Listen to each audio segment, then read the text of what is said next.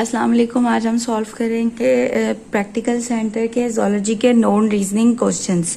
उसमें पहला क्वेश्चन हमारे पास है describe the levels of biological organisation.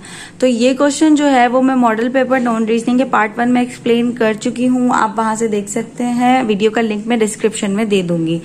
Name factors which affect enzyme activity, वो फैक्टर्स बताने हैं जो कि एंजाइम की एक्टिविटी को इफेक्ट करते हैं, एंजाइम की एक्टिविटी पे असरअंदाज होते हैं। तो वो फैक्टर्स जो एंजाइम की एक्टिविटी को चेंज करते हैं, उस पर असरअंदाज होते हैं, उसमें पहला फैक्टर हमारे पास आ जाता है कंसंट्रेशन ऑफ सबस्ट्रेट, यानी कि सबस्ट्रेट कितना है। अब आपको पता है कि सबस्ट्रेट वैसे तो इंक्रीज करता है एंजाइम की एक्टिविटी को, लेकिन एक सर्टेन मैक्सिमम लेवल तक करते हैं। यानी ऐसा कंसंट्रेशन जब आ जाती है कि जब वो पूरा सैचुरेट हो जाता है एंजाइम से, तो फिर मजीद सबस्ट्रेट ऐड करने पे रिएक्शन पे कोई फर्क नहीं पड़ता। इसी तरह इफेक्ट ऑफ टेम्परेचर होता है। टेम्परेचर एक फिक्स टेम्परेचर होता है जिसपे एंजाइम एक्ट कर रहा होता है, उससे ज्यादा या कम पे उसकी एक्टिविटी या तो वो डिनेचर हो रहे होते हैं या डिस्ट्रॉयड आते हैं हाई और लो टेम्परेचर पे।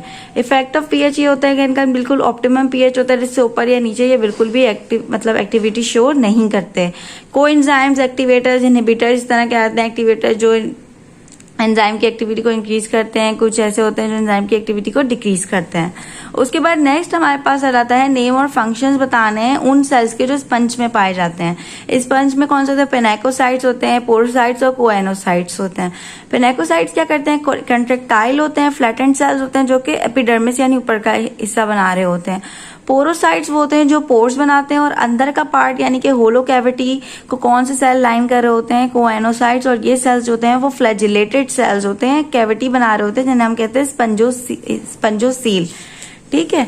नेक्स्ट हमारे पास है कि हमें नेम्स और क्लासेस बतानी है। नेम्स ऑफ क्लासेस कौन सी बतानी है? प्रोटोजोआ की, और फिर उनकी कैरेक्टरिस्टिक्स भी बतानी है किसी भी एक क्लास की। तो क्लासेस के नेम हमने बता दिए, फ्लैजिलेटा, सार्कोडीना, सीलिएटा, सुक्टोरिया और स्पोरोजोआ। ठीक है। उसके बाद हमारे पास हमने किसको डिफाइन कर दिया? सार्कोडीना को। अब सार्कोडीना के पास कोई भी स्पेसिफिक ऑर्गेनेल मौजूद नहीं होता है लोकोमोशन के लिए, याद होना चाहिए।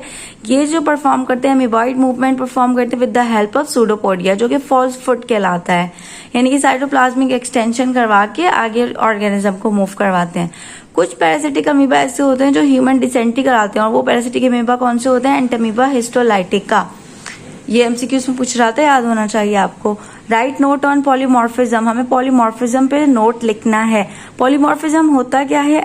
Occurrence of a species in 2 or more structurally और functionally different kinds of individual, यानी कि उनका ऐसी स्पीशीज जिनका 2 या 2 से ज्यादा फॉर्म्स में पाया जाना, जो कि स्ट्रक्चरली भी डिफरेंट हो और फंक्शनली भी, यानी कि उन दिखने में भी अलग हो और उनका अपना काम भी डिफरेंट हो, और उनको हम क्या कहते हैं? ज़ोइड्स।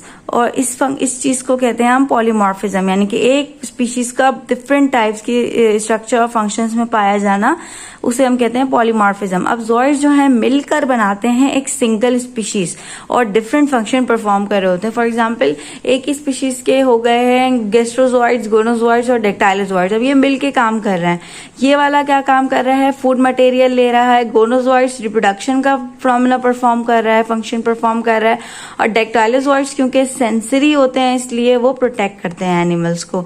ये तो इसके बाद जो है पर्ल फॉर्मेशन बतानी है, ये मैं आपको बता चुकी हूँ मॉडल पेपर नॉन रीजनिंग के पार्ट 1 में।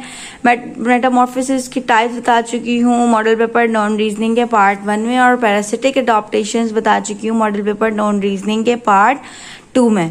तो इसकी भी डिस्क्रिप्शन में दे दूंगी लिंक, और इसको आप वहां से देख सकते हैं। उसके बाद हमारे पास है एडीमा, जो होता है वो क्या होता है और उसकी कॉजेस क्या होती हैं। तो एडीमा आपको पता होना चाहिए। एडीमा क्या होता है? जब भी टिश्यू फ्लूइड एक्यूमुलेट होता है, वैसे तो नॉर्मली क्या होता है, टिश्यू फ्लूइड जो है बाहर आ जाता है कैपिलरीज वगैरह से और जमा हो जाता है, फिर उस टिश्यू फ्लूइड को वापस ब्लड में लेके चली जाती है लिम्फेटिक कैपिलरी, जो ब्लाइंड एंड की होती है, उनके साइड से कोई एंड नहीं होता, कोई मतलब ओपनिंग नहीं होती है। वो वहां से टिश्यू फ्लूइड दोबारा एब्जॉर्ब होता है लिम्फेटिक में, और वहां से जो है वो वापस ब्लड में ले जाके उसे वापस भेज देती हैं। लेकिन होता क्या है कि जब टिश्यू फ्लूइड एक्यूमुलेट हो जाना स्टार्ट हो जाता है टिश्यूज में, जबकि वो ड्रेन नहीं हो रहा था वापस लिम्फेटिक वेसल्स के जरिए वापस ब्लड में ड्रेन नहीं हो पाता है, तो क्या होता है कि टिश्यू जो है वो बॉडी कैविटीज में जमा होना शुरू हो जाता है, या टिश्यू की जहाँ पे टिश्यू मौजूद होता है वहां जमा होना। तो उसके रिजल्ट में क्या होता है कि टिश्यू और बॉडी कैविटीज जो है स्वेल हो जाती हैं, वो हिस्सा स्वेल हो जाता है और उस कंडीशन को क्या कहते हैं, एडीमा। दोबारा से बता रही हूँ कि नॉर्मली टिश्यू जो है वहां से टिश्यू फ्लूइड लिम्फेटिक कैपिलरीज के जरिए, लिम्फेटिक वेजल्स के जरिए वापस चला जाता है ब्लड में, लेकिन जब ऐसा नहीं हो रहा होता है तो वो टिश्यू वहां पे एक्यूमुलेट हो जाता है और वो कैविटीज और टिश्यू का जो एरिया होता है वो स्वेल हो जाता है और उसको हम कहते हैं एडीमा।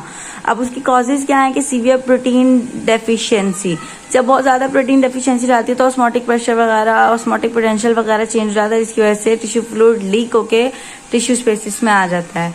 उसके अलावा दूसरी कॉज ये है कि लिम्फेटिक ऑब्स्ट्रक्शन हो जाती है, यानी कि जो लिम्फेटिक वेजल्स टिश्यू फ्लूइड को वापस लेके जा रही होती हैं वो खुद ऑब्स्ट्रक्ट हो जाती हैं और टिश्यू को फ्लूइड को वापस नहीं लेके जा पा रही होती है, इसलिए वो वहीं पे एक्यूमुलेट होना स्टार्ट हो जाता है। Increase permeability of capillaries due to burns और एलर्जिक रिएक्शंस।